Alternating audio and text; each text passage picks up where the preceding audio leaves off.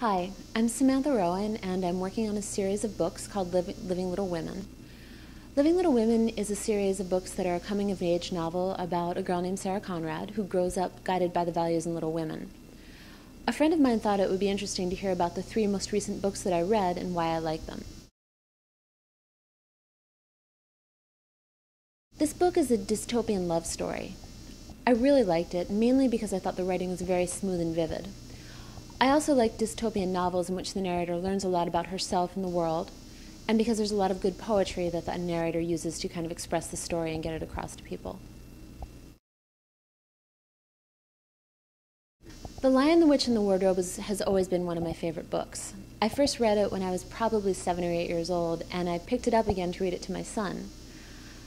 I read him my favorite part, which is when Lucy goes through the wardrobe for the first time, because that's really the first part where you get into the story and Lucy meets all sorts of creatures that you never thought that she would meet. It's very exciting, but there's also something slightly scary about it because she trusts somebody who she never met before. He's a faun named Mr. Tumnus, and she ends up going to his cave.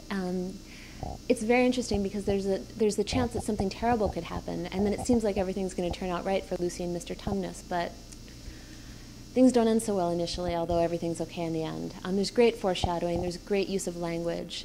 C.S. Lewis just uses very vivid words, and also just a lot of words like we don't use in American English today, like merrily or neat.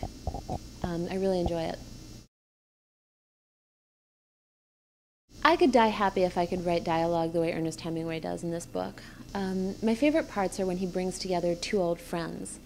The words that they use when they're talking to each other are subtly different from the ones that they use with any other character, and it makes you really appreciate the depth of their feeling for each other and their relationship.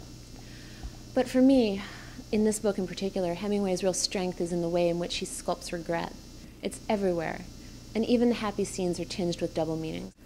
I'm Samantha Rowan. Thank you for watching today. I'm the author of a series of books called Living Little Women. Please check me out on Facebook and Twitter.